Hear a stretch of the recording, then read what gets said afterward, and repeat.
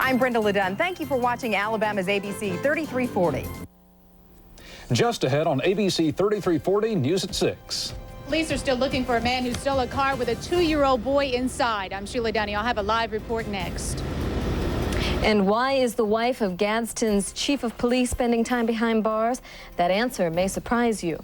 And children aren't just selling lemonade during their break from school. They are also spending their summers preparing for their futures.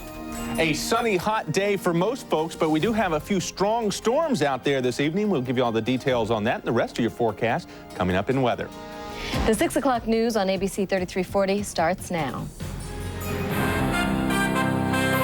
Now live from studios in Birmingham, Tuscaloosa, and Anniston, this is the 6 p.m. news on Alabama's ABC 3340. Good evening, everyone. I'm Casey Jones. And I'm Diane Patterson. Tears of terror turned into tears of joy last night in Birmingham. A mother was left wondering if she would ever see her 2-year-old son again. A kidnapper stole her car with the child inside. Both are safe at home this evening, but the kidnapper is still on the loose. ABC 3340 Sheila Downey is live at Birmingham's North Precinct. And Sheila, did the suspect know that the young boy was in the car? Birmingham police believe he just wanted the car and didn't realize 2-year-old Jarrell Pippin was in the back seat. His mother, Derica Pippin, had stopped off at her aunt's house. She was standing outside on the front porch talking to her. That's when the suspect jumped in the car. She went outside. She wrestled with the suspect, but she couldn't stop him from taking off. Jesus. Oh, I just thank him right now. Oh, Lord. What was going through your mind? With tears streaming down her face, Derica Pippin embraces her 2-year-old son, Jarrell. Anybody call my husband? We tried. He was kidnapped for nearly 2 hours last night. When he said that he's okay, that he was Yeah, unarmed and was still he was still asleep in the back seat. Oh, I just thank God. Church members on the other side of town were praising God after they heard about Jarrell's safe return.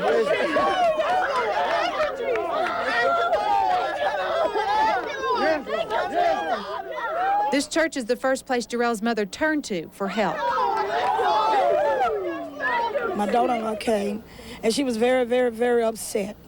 And she was screaming and hollering and just telling us to pray that somebody had stolen the baby. Thank you so much. I'm sorry, my grandson. But after hours of prayer, the car was found abandoned, and Jarrell still asleep in the back. I just was scared. He wasn't going to drop him off, or he was going to be wandering around by himself. Oh.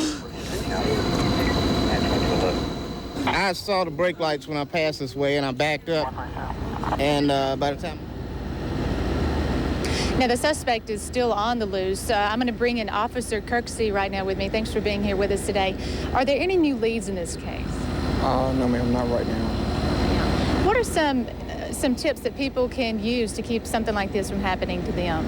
Well, my suggestion is that never leave your keys in the car, never leave the car unattended with children inside of it.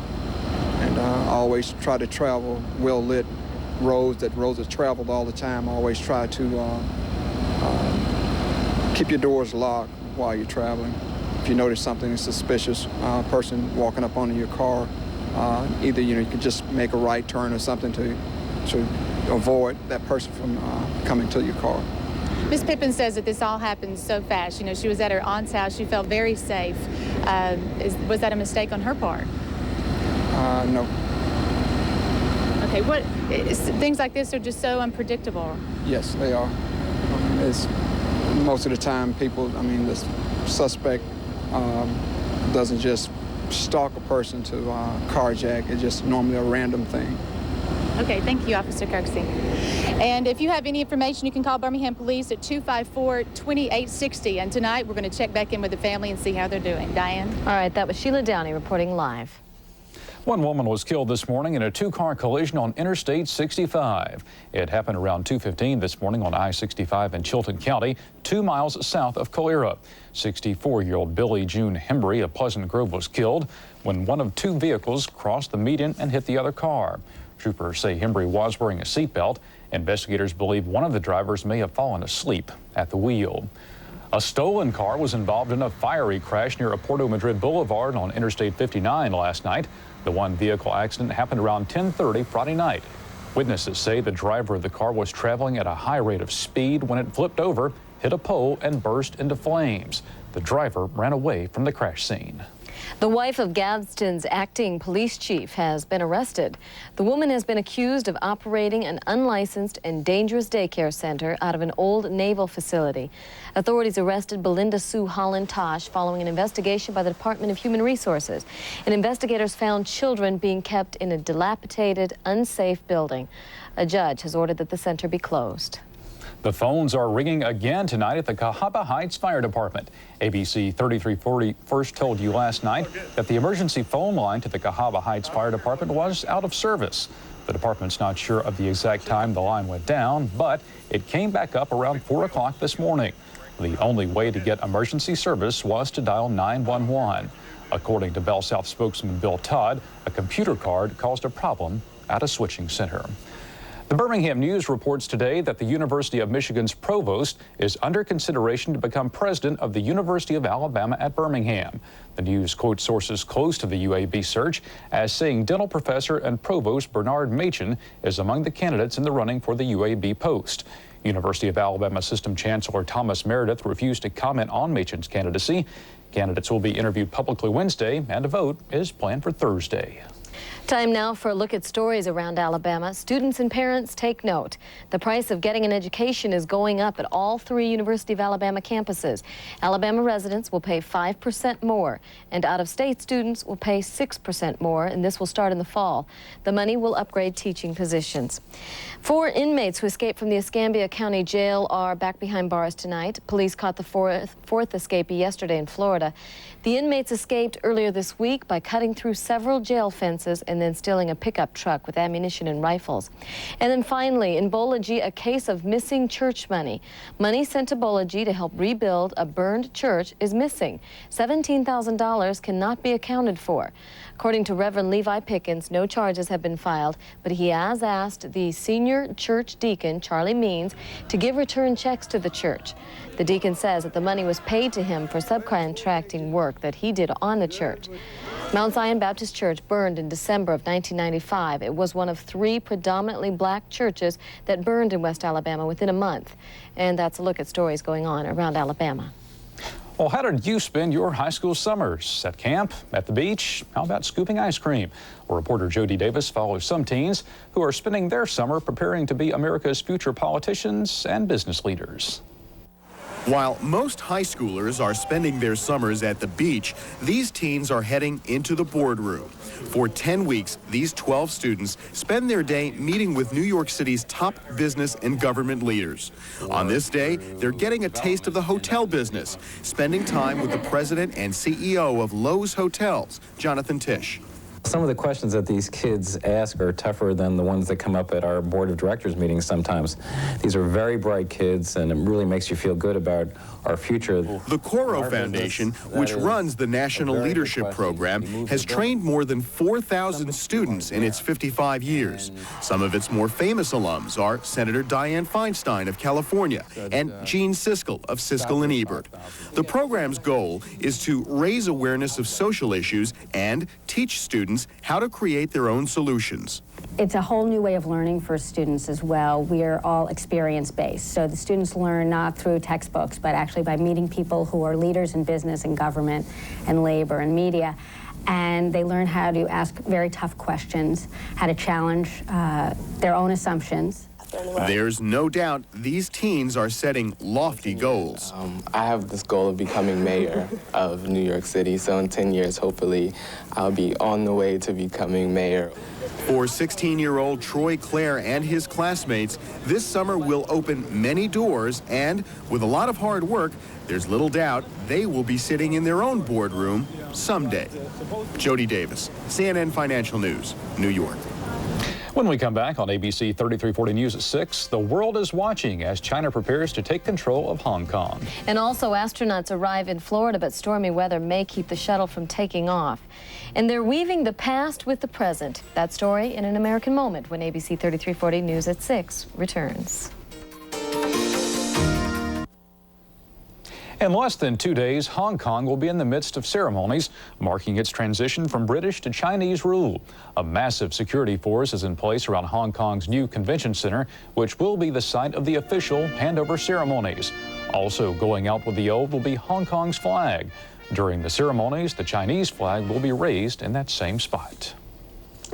And stormy weather may delay Tuesday's scheduled launch of Space Shuttle Columbia. The astronauts arrived at Kennedy Space Center today. A NASA spokesman says that there's a 90% chance that the shuttle will not take off as scheduled. The crew hopes to finish space experiments that were cut short in April by an electrical power supply problem aboard Columbia. And they are giving a new look to an old machine. Here's an American moment with Charles Kuralt. Sewing was done by hand on this earth for thousands of years, after which the next step forward was sewing by foot. Treadle sewing machines came in before the Civil War. Many are still coming into the shop of Stephen and Cathy Racine in Charlton, Massachusetts. They both do the repairs, by the way. When I was a little girl, I had my own toolbox. I had my own goggles so I could work on my father's lathe. By training, Cathy Racine is a teacher of autistic children.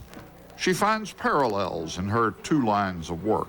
Sewing machine repair has a start and a finish, and the finish is always a working machine. So it was a very, very important part of my life during my teaching career. And this teacher learned something too, working with her hands. If you work on machines from the 1860s to the 1880s, you have worked on machines that account for the historical development of a stitch being made. And they did it in 1860 just as well as they do it in 1997. So, you know, the old machines are just so beautifully made, and they do the exact same thing. Well, that's our story. I guess it is literally a story about a stitch in time.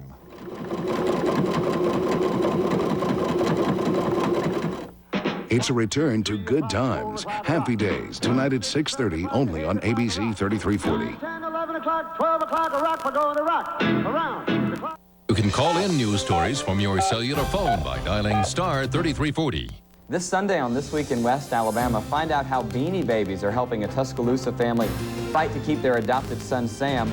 Also see how some low-income families are able to buy a home for the first time with some help from the community service programs of West Alabama. Tune in Sunday morning at 8 for all these stories and more, only on ABC 3340. Law and Order, the way it should be. Wild Wild West, tonight at 10:35, only on ABC 3340. There's a look out over Birmingham. Hot, hazy sunshine today. Temperatures climbing into the lower 90s for highs. We've dropped back down into the mid-80s, 85 right now. The dew point 71, so we still have a lot of moisture in the air, but not everybody was dry today. Take a look at the pinpoint Doppler radar. Yes, we do have showers and thunderstorms, especially down to the southwest of Tuscaloosa, and these thunderstorms are gradually moving to the east. So Tuscaloosa here within the next hour, hour and a half, you may start to get some rain here. This thunderstorm, when it was back over in Mississippi, was severe. It has started to decrease a little bit in intensity now that it's moved over into Sumter County. So we're going to keep an eye on it. I'm sure it probably still has a little bit of hail in it, especially that purple core right there. But for the most part, mostly just heavy rain and a lot of lightning out there. And you can see some other scattered thunderstorms, some near Hamilton, a patch of rain near Oakman, and also on the eastern side of the state, we have a thunderstorm just to the east of Alexander City. Here's your forecast for tomorrow. If you don't see rain today, you're probably going to see it tomorrow. Breakfast time, 70 degrees, and our rain chances get better tomorrow.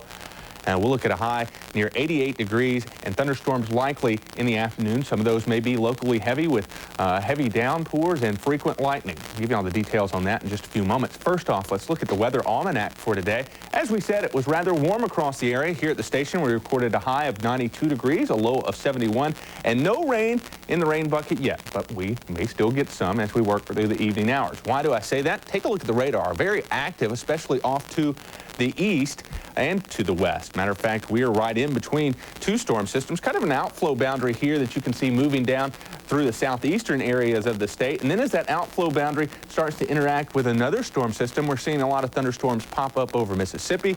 And this particular storm system associated with the low pressure area is marching our way. May get in here later tonight if it does not fall apart. Once the sun starts to go back down, the atmosphere will start to stabilize, and this particular storm system that is migrating to the east may not make it in here, but we will keep an eye on it. And if it does, we'll definitely update you if there are any problems with it. Here's a look at the surface map across the area. What we are looking at is a low-pressure center that will stay out in Arkansas. However, this will start to work our way tomorrow, and that's why we'll increase the chances of rain. And with a very warm, unstable air mass across the southeast, we will have to call for rain chances likely as that storm system starts to move through. You can look across the southeast. We started out clear, but as we worked through the day, the thunderstorms really started to pop up. Most folks at least have a little bit of cloudiness around them now because the thunderstorms have started to blow off their tops. If you're not getting rain, it is partly cloudy, and it will remain that way through the night. Maybe a few thunderstorms, warm and humid, a low of 70 degrees. Here's a look at the 7-day planner. As we said, rain chances getting better as we go into Sunday and Monday. Rain likely on both of those days before we cut the rain chances back on Wednesday, Thursday, and Friday. All right. Thank you very much, John. Oh, some residents of a Gate City housing project are trying to take their community back from the grip of crime and drugs. Dozens of marchers, mostly children, circled Marks Village this morning, praying all the way. It's part of an effort to sweep problems away by bringing God back. The organizers of today's rally say winning the hearts and minds of the children are important, but they need something else to have an immediate impact. And when the man gets himself right and his head right with God, then things will change in this community. The policeman can't do it. Affirmative action can't do it. It is up to us as men, black men, to come back into our communities and take hold of our responsibilities. This morning's rally comes after a day of fasting and prayer by members of New Life Harvest Ministries. Reporter Ike Piggott will have much more on this story on ABC 3340 News at 10. Well, Mike Tyson and Evander Holyfield are ready to go in Las Vegas, and Jeff Spiegel has a preview of the big fight coming up. And the big news at Wimbledon today, no rain. A check on today's winners and losers coming up. Now, ABC 3340 Sports with Jeff Spiegel. And tonight's the night, Tyson-Holyfield, Part 2. A lot of people have been talking about this one all week. It should be a great fight. The long-awaited rematch between Mike Tyson and Evander Holyfield is a little over 4 hours away in Las Vegas. Tyson is a 2-1 favorite to win back-to-back, or rather to win back the title he lost back in November. The Tyson camp has already won a victory in the mental game. Iron Mike's handlers did not want Mitch Halpern to referee the fight because they didn't think they'd get a fair shake. Halpern bowed out Thursday night. Mills Lane steps in. Holyfield says, big deal. I can't be over concerned about them. I have a job to do, and if I get distracted by what the referee gonna do and who the referee is, then I take from my game plan. We don't care who it is. You can bring King Kong in here to referee. We ain't asking about that, and we're not condemnation or trying to hurt anyone. All we saying is that Nevada stood up to be what it's promised to be, a fair state. At the weigh-in, both fighters tip the scales at 218. Win or lose, Tyson gets $30 million tonight, Holyfield $35 million. Nice job if you can get it. A couple of former Bruno's Classic champs are at the top of the leaderboard of the U.S. Senior Open. Graham Marsh of Australia, John Bland of South Africa stand 1-2 after 3 rounds. Let's take you to Olympia Fields, Illinois. For highlights of round 3 action today, Lee Trevino. Second shot out of the heavy rough on 16. Whew, that's rough. Lee Trevino, third shot on 16 out of the heavy rough. That's not much better. He would double bogey the hole. Birmingham's Hubert Green struggled at the beginning of the season. Really coming on today, runs it right into our logo for a par on 18 to finish up with a 68. He is 1 over par after 3 rounds. John Bland firing at the sticks on 13. He set that up pretty for him for birdie, a 68 today. Graham Marsh, the leader, though, on 13. Look at the break on this putt. Rolling it in. He shot a 67. He is 4 under. Here is the leaderboard. It's Marsh, Bland, Dave Eichelberger, Hubert Green very much in it, Leonard Thompson and Tom Morgo at 2 over. For the second time in the history of the All England Lawn and Tennis Club, they'll play Wimbledon matches on what's called the middle Sunday of the fortnight. Rain has made a mess of the schedule, so no off day for the players tomorrow. There was action today, though. We'll show you Magnus Norman in the far court. Held off a record 46 aces by number 2 seed Goran Ivanisevic and beat the Croatian in a 5-setter, winning the 5th set 14-12.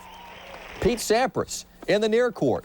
booming the serves, and an easy winner today over Hendrik Dreckmann, 7-6, 7-5, 7-5. Other winners today.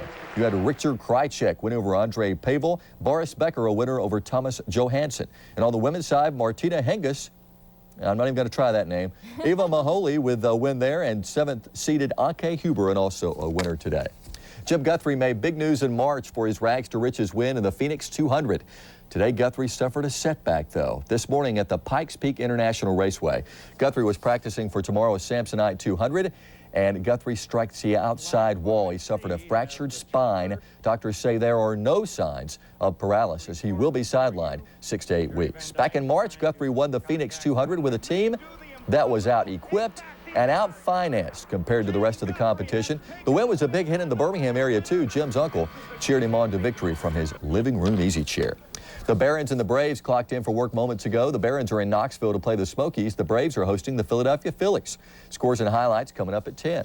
Elsewhere in the Bigs, there was a wild game at Yankee Stadium. Cleveland playing New York. David Wells with the old-time Yankee hat there. And Tino Martinez, oh, that's a homer back in the 1930s. 3-0 Yankees after that blast. Matt Williams with a couple of homers today. This one made it 11-7, and the Indians beat the Yankees 12-8. Other scores. Detroit leads Boston 2-1 in the 5th inning out in the American League. In the National League, St. Louis wins over Cincinnati. Cubs by 3 over Houston. And San Diego defeats Los Angeles by a score of 9-3. Well, this weekend at Hoover, the ASA qualifying softball tournament. They qualified for the Nationals last year. The Birmingham's Crusaders gunning to do it again in the 14 and under division. Meredith McDowell scores on a wild pitch. Then in the 5th, the Crusaders aim for a big inning, but they lose 2 base runners on a controversial out of the batter's box call. Coach Don Hiklinski is tossed, and he's upset. The Crusaders do add a run later in the 5th. Ashley Mason singles home McDowell. Crusaders win 5-1 as the coach has to look from the outside. Well, it's a sport that's huge in Sweden, but not that big a deal here in the States. We're talking team handball. There's a movement to change Americans' perception of this sport. In fact, U.S. and Swedish players are touring the Southeast to show people the excitement of team handball. This is a sport they began playing as youngsters in Sweden. Price Lanier of Birmingham, one elite player who scored four goals today, including this one. Thought I would never do this, but it's just a shock to me, but I like it. The guys will continue to train in Atlanta this summer. You're looking at David Thompson out of Hillcrest High School, 17 years old, one of the youngest player on the team. So, have you ever tried it? Never have tried it. Looks like a lot of fun, though. Really does. It looks hard, too. Okay. It does. Thanks. Sure. And we'll be right back. That's our report for now. Thanks for watching. Our next newscast is tonight at 10. Good night. Good night.